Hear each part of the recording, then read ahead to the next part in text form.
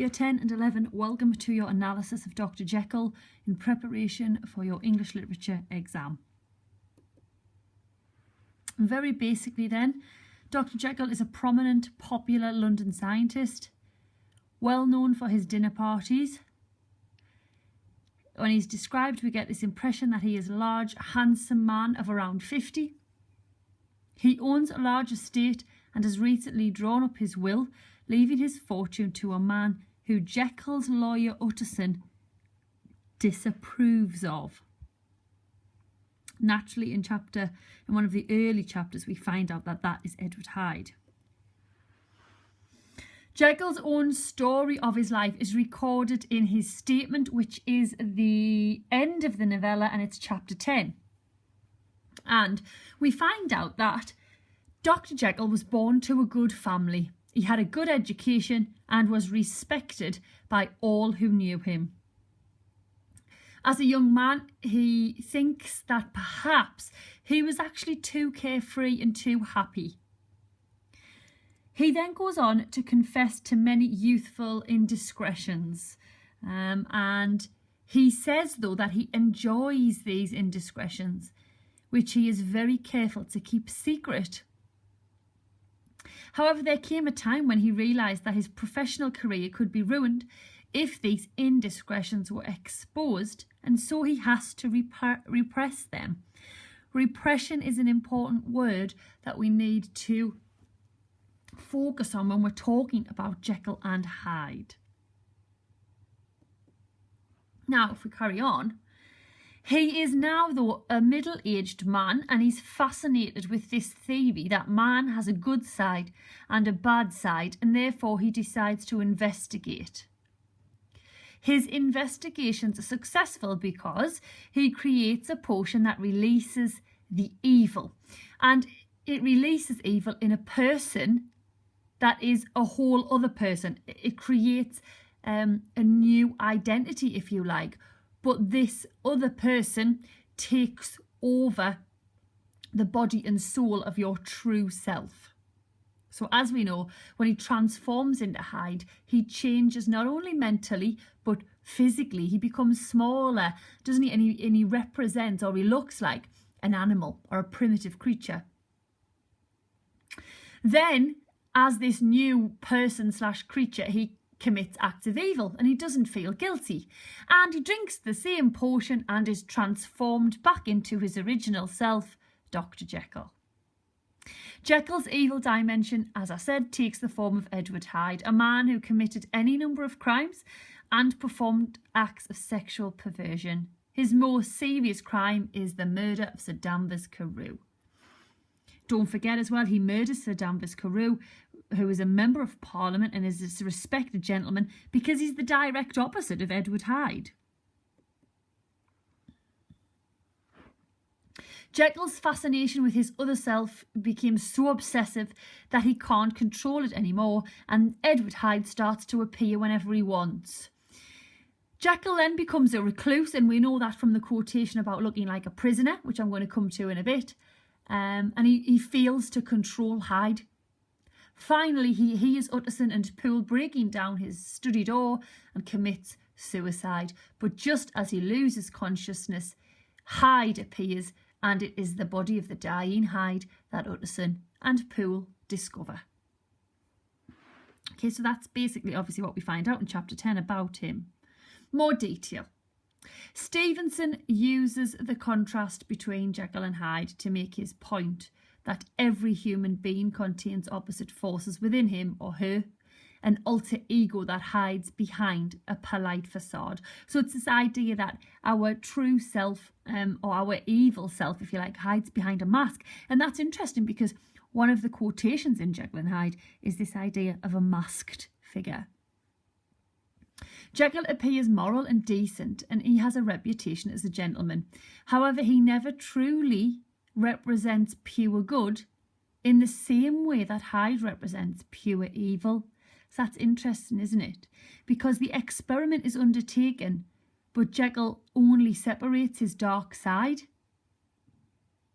But as Jekyll the gentleman, he never frees himself from the darkness. So actually it's this idea that when he undergoes the experiment, he has ulterior motives, and therefore this is why the evil side of him is introduced. The results of the potion are based on Jekyll's state of mind. So when he first makes the potion, his motivations are dark, and this results in the emergence of Hyde. And Hyde becomes the more dominant personality, and as I said, Jekyll can't control him. Hyde is described as resembling a troglodyte. Interesting one-word quotation that we can remember. A troglodyte is someone that lives underground, or a primitive creature. So perhaps Hyde is actually the original, authentic man, but he's being repressed by civilization. Is Stevenson suggesting that man's true self is primitive? And don't forget, some of our important quotations about Hyde are that he looks like an ape with ape-like fury. This idea of the monkey jumping around. So we do have this huge connection between primitive man and Hyde. Some key quotes from chapter 10 that are quick to remember, because this unseen exam does require us to remember things. Now, Jekyll is respected by people. We've got the one-word quotation that he is intelligent, and we've got the one-word quotation that he is respectable. And again, a longer quotation is every mark of capacity and kindness. So straight away, we've got this impression that Dr. Jekyll is intelligent, respected, and kind. He says, I was born in the year 18 to a large fortune. So he's rich, he's wealthy. Every guarantee of an honourable and distinguished future. So he's born into this wealthy family, and his future looks bright and prosperous.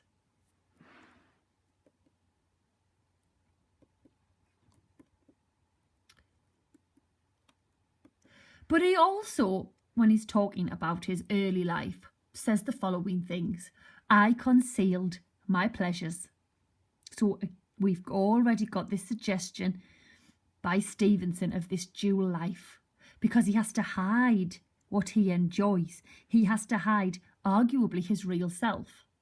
And then we get duplicity of life. That word there, if we're analysing that word, a duplicate, it's two things. So we know already in his earlier life that he was almost in a battle, wasn't he, with the respectable gentleman of Victorian England, and the side of him he has to repress. Hid them with an absolute morbid sense of shame. So yeah, because of Victorian England and his reputation, he knew he would be ashamed if people found out about these pleasures. Now there's a suggestion here of dual life and the idea that he has engaged in sexual depravity.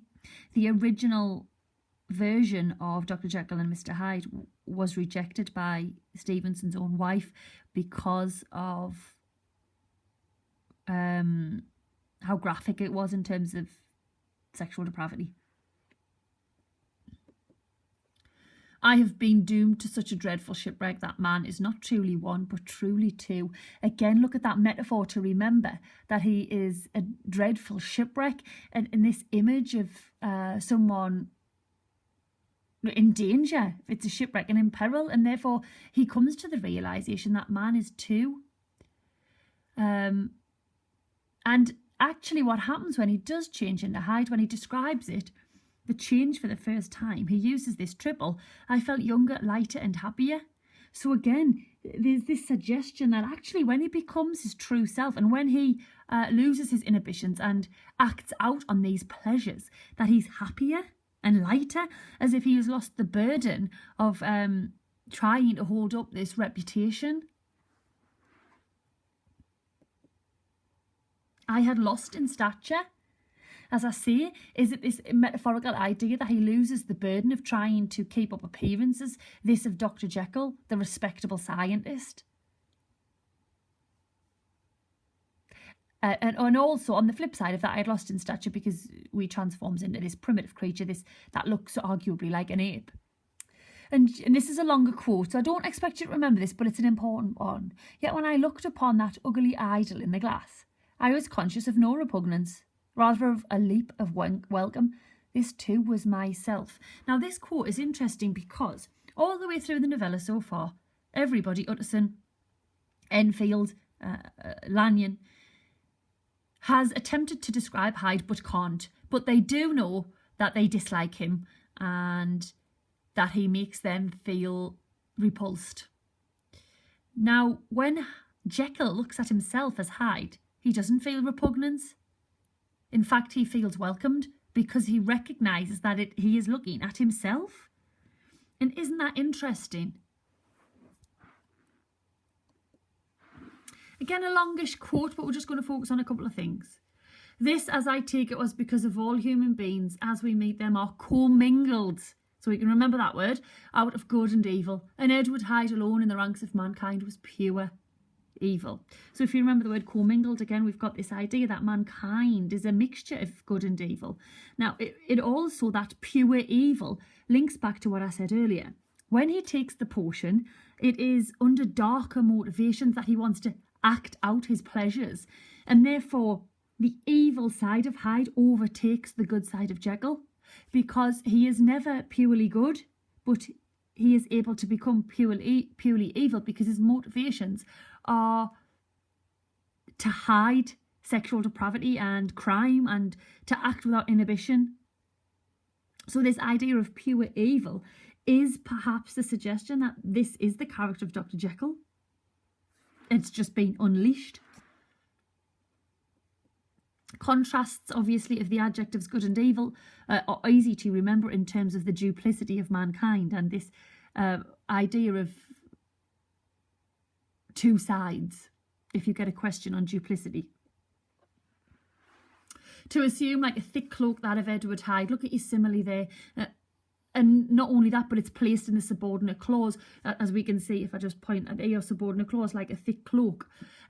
Therefore, it's emphasised within the commas, and it's, again, this idea that he has to hide his real self, this Edward Hyde. He has to hide his pleasures and how he wants to act from the society of Victorian England. And also that this thick cloak links back to what we said earlier about the mask and the disguise.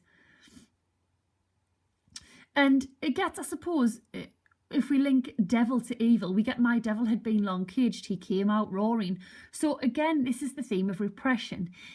Jekyll has tried to repress Hyde for so long that he comes out roaring. So when he is released, and he does murder Danvers Carew, doesn't he? And look at this idea that it's a devil. It's a devil that is released. The thing that's possibly the most evil, the thing that we associate with the most evil, the devil. And also in chapter 10 we get the word diabolical, which again is associated with the devil. He is unleashing the devil in this image. Sorry, I've missed the T off of the, apologies. The spirit of hell awoke in me and enraged. Again, you've got that link to the devil. The spirit of hell awoke in me, personification. So this is getting to the part where he can't control it anymore. It's waking up inside him and it's ready to act out.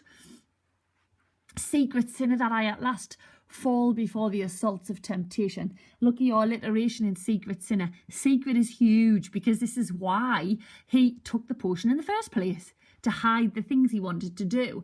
And then we get the assault of temptation, and there's something religious in that, this idea of sinning and temptation. And I suppose it takes us back to mankind and the Bible, and the idea that when we sin through temptation, we are punished by God. Because remember, God threw Adam and Eve out of the Garden of Eden because they were tempted to sin.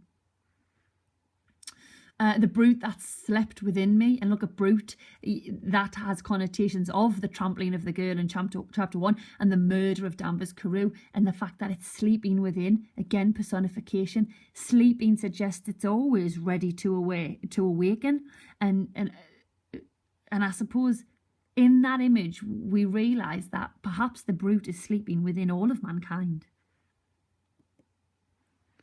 Now this is from the rest of the novella, not chapter 10. When Utterson sees Jekyll sitting at the window, he describes him like some disconsolate prisoner. So again, the idea here in this simile is that he's trapped. Jekyll is trapped as a prisoner to himself, to the experiment he has undertaken, to Hyde, to concealing his pleasures, and to the very burden of this wanting to act as Edward Hyde and enjoying acting as Edward Hyde and remaining the respected man of this society.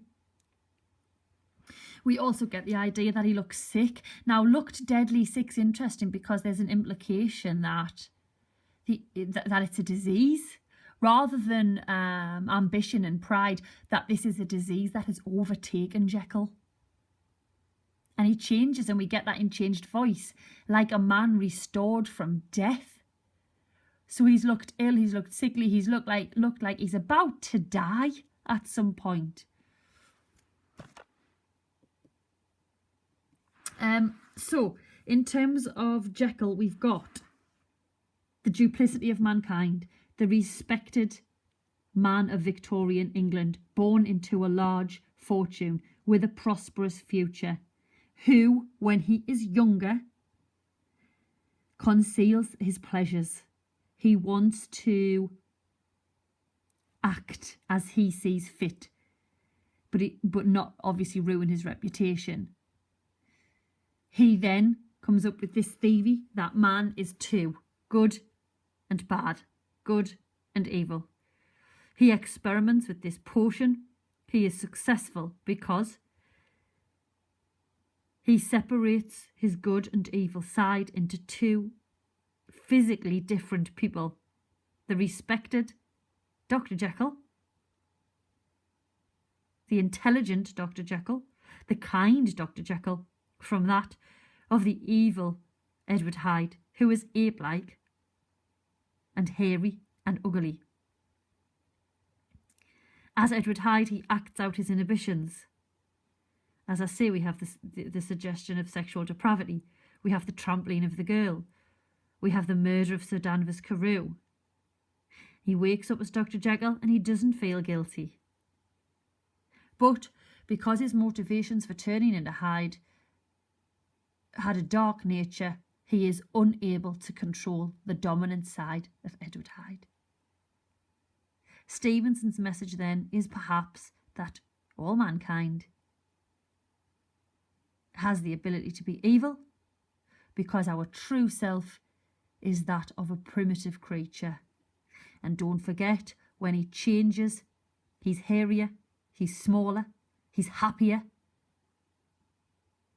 he's ape-like. Okay. Go back through the video and obviously make a note of your key quotations. Try and remember them if you can. And massive good luck in your English literature exam.